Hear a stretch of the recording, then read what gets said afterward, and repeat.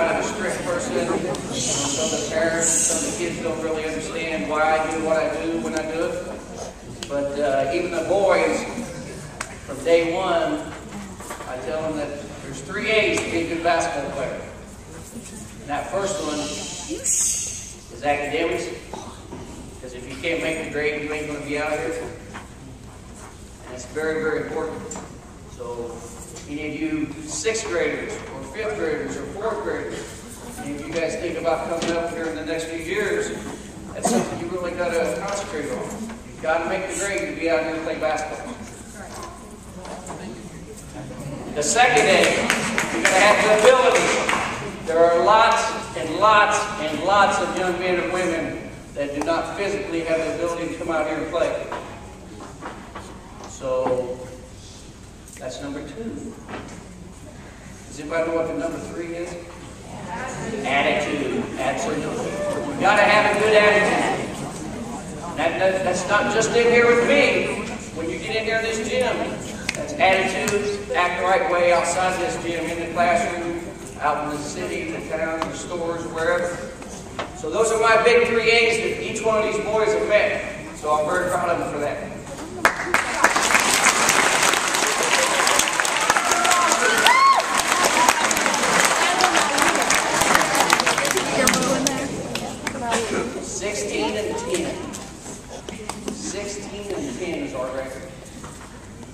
We've had some lows, but we've had some highs. We've bumped heads, and they're right, Greg.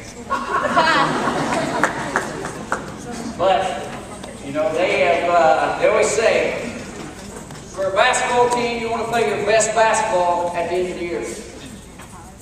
And without a doubt, we're doing that. Without a doubt, we're doing that. Like I said, Mr. Feige said that, you know, we played a Johns Hill team, which was very talented, very talented. They were actually picked to be in the state tournament. You know, and I can remember before we hit the floor, you know, I told them boys, we don't let nobody come in, barge in, and push us around. Nobody. You know, we went to Decatur over the summer, and we played up there all summer long. And there again, some of the parents sat there and asked, why are we up here playing? It was for a reason. But once again, I'm so proud of these boys. If anybody gets on Facebook, you can see the comments I've been saying about them, and the cheerleaders. But once again, I just want to thank you boys. You guys have done a heck of a job. And Coach loves you, man.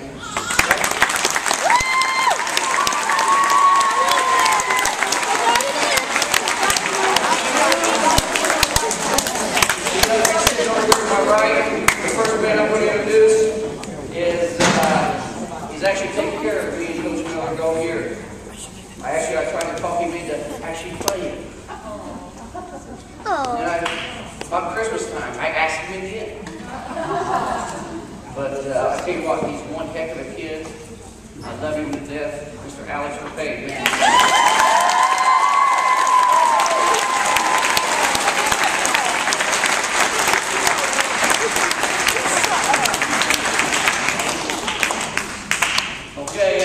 Like I said, we started the year, I picked 10 8th graders to be on the team.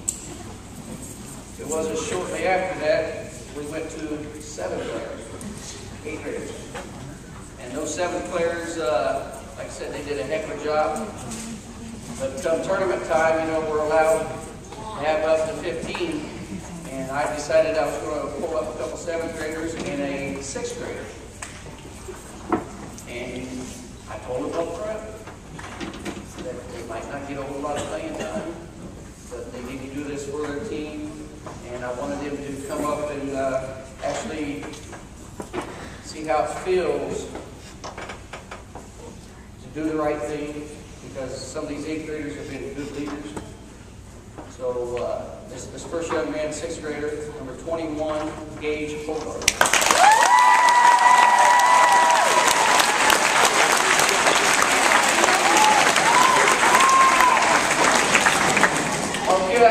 Next young man, he's a 7th grader. Plays in the middle. He's always smiling. I call him Smiley a lot of times. But once again, he's come in. 8th graders pushed him around. He's put up with it. But he's done a good job also. CJ Katie.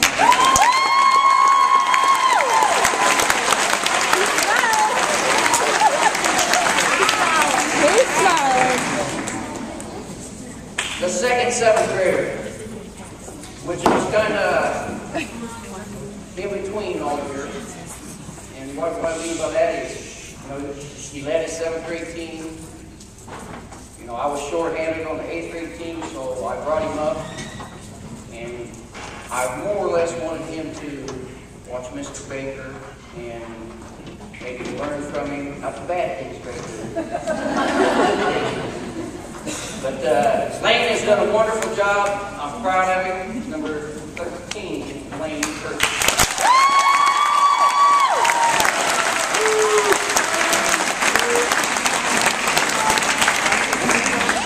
All right, the next young man, 8th grader.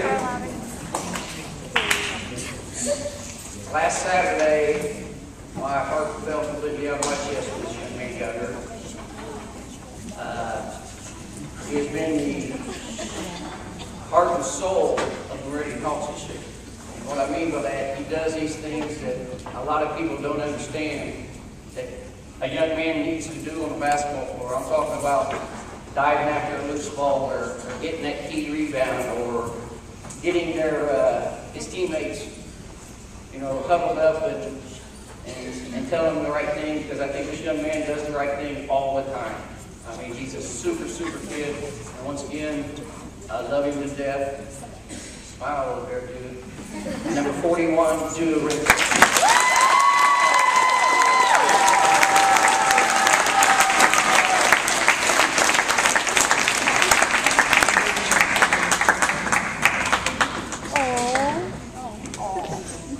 And you never know, he might play ball. All right. Next young man. He started out kind of rough at the end here. He come to me. He's got 2 broken wrists. And I didn't know what I was going to do. I mean, I honestly, I didn't. But I tell you what, he has hit some big, big, big shots for us this year. I know he won the game over at Sullivan on a last-second 3, which kind of put him on an upward trend because he was kind of down on himself all year. And I tell you what, the Johns Hill game, 15 points coming off the bench. 15 points he scored. Go down to Vandalia for the sectional. 17 points. 17 points. And I tell you what, he's got a hard goal, and they couldn't have done it without him. Number 3, Zach Hester.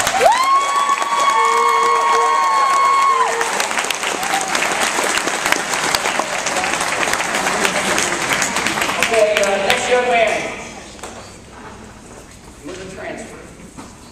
I met him over the summer, actually at the park here in town. Believe it or not, Coach still goes and plays basketball.